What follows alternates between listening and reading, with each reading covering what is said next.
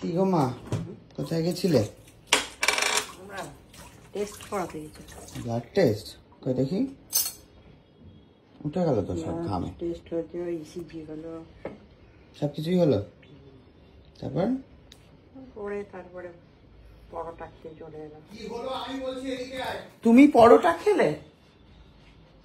এই মাকে তুই পরোটা খাওয়ালি সকাল সকাল? কি হয়েছে? গ্যাস ফ্যাস হয়ে যাবে, খায় না তো। শোন তুই, কি হয়েছে? সেটা হচ্ছে এই চশমা কোথায়?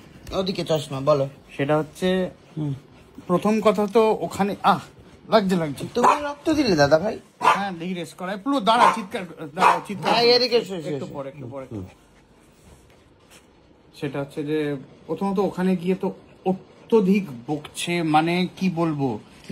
আমার এটা যারা যদি কেউ ডাক্তার থেকে থাকেন বা কলেজের প্রিন্সিপাল থেকে থাকেন, আজকাল হচ্ছে মানে যারা পড়াশোনা করছে একটা এমপ্যাথি বলে একটা ইয়ে থাকে আর কি, কিভাবে পেশেন্টদের প্রতি এমপ্যাথেটিক হবেন, এই একটা কোর্স আছে, একটা সিলেবাস আছে, আলাদা করে এটার উপর ফোকাস করা হয়। এই ক্ষেত্রে মাকে নিয়ে গিয়ে ট্রেনিং দেওয়ানো উচিত যে এইরকম পেশেন্ট যদি আপনি পান তাহলে কিভাবে মাথা ঠান্ডা রেখে তাকে আপনি সামলাবেন। ঠিক আছে, এই মা হচ্ছে আদর্শ কেস স্টাডি। তো ওখানে তো খুব পাকিয়েছে, ছেড়ে দাও, ওখানে প্রত্যেকবারই কি একটা ডেমো বল। রক্ত কি করে নেবে সেটা মা বলবে। ঠিক আছে, সিরিঞ্জ নাকি পুরোনো সিরিঞ্জ আবার ধুয়ে ওখানে রাখে, এরম নাকি দেখে তার মনে হয়েছে। ঠিক আছে, এই সব গিয়ে বলেছে? বলতে যাচ্ছি তো, মানে চিৎকার করে আলোচনা করছি এই ব্যাপার, এই ইয়েতে আমার মনে হয়েছে আর কি। ঠিক আছে, সব অবাস্তব ভাবনা চিন্তা। ঠিক আছে, এবারে দেখাচ্ছি ইসিজি প্রেসক্রিপশনটা নিয়ে যা, এইটা কর সেইটা কর। ঠিক আছে, এটা হয়ে গেল, এটা তো ঠিক আছে, অভ্যেস হয়ে গেছে। পরোটার দোকানে গিয়ে, ঠিক আছে, এটাই পরোটা খেতে এসছিলাম, তোমাদের দোকানে চলে এলাম। ঠিক আছে, কি পরোটা আছে? আচ্ছা একটা পরোটা দেবে দিদি, প্লেটে তো দুটো। আচ্ছা ঠিক আছে, তাহলে একটু পাতলা করবেন, মানে ছোট করবেন। ঠিক আছে, এই পাতলা ছোট এরা নানান কি করে এবারে চিনতে পেরেছে বলে মাকে কিছু বললো না, হেসে হেসে করে দিল। ঠিক আছে চলো। হ্যাঁ, মায়ের বয়স হচ্ছে 63। ওখানে একজন ওই প্রায় 68-69 এক ভদ্রমহিলা ঘুগনি ফুগনি লাস্টে বলছে, দিদা একটু ঘুগনি দেবে? আমি বললাম, মা ওটা দিদা তোমার কোনোভাবে হতে পারে না, এমনকি আমিও দিদা বলতে পারি না, আমি যে বয়সে পৌঁছে গেছি। না খুশি হয় বলে কাটিয়ে দিল। ডাক্তারদের মধ্যে কি বক্তব্য এইসব? ডাক্তারদের কিছু করলে না মা?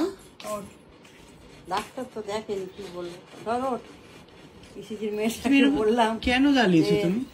আমার ইসিজির রিপোর্টটা বল, কি ঠিক আছে না? কি করে বলবে, কেন বলবে? ওখানে আগের বারে মেয়েটা তো বলে দিল যে এই হয়েছে কাকিমা, তোমার এইরাম ব্লকেজ, এই একটুখানি হচ্ছে এখন, ঠিক আছে। তাই একে বললাম, বলে আমি তো বলতে পারবো না, রিপোর্ট না এলে। তুমি বলে কি শিখলি তাহলে, বলতে পারবি না তখন? বাবা বলেছে, বাবার যুক্তিতে বাবা বলেছে, আমি তো বলতে পারি।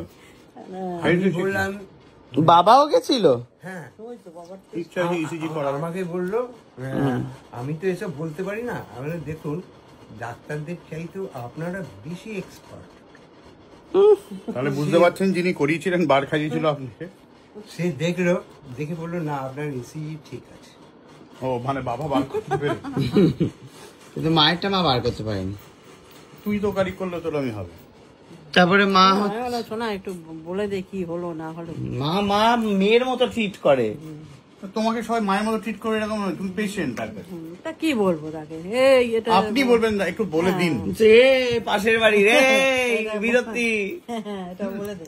হ্যাঁ দেখি হলো, একটু বলবেন এটা কি হতে পারে। তুমি পরোটা খেয়ে এলে, এখন খাচ্ছ দুধ চা। কি ব্যাপারটা কি মা? এই অম্বল বলে একটা বস্তু হয়, তোমার নাকি লিভার নাকি ঝুলছে, তোমার নাকি লিভারে কি সব হয়েছে? হ্যাঁ, কি নানা করছো? এখন হবে না, 8 ঘন্টা বাদে খাচ্ছি তো, সঙ্গে সঙ্গে খেলে।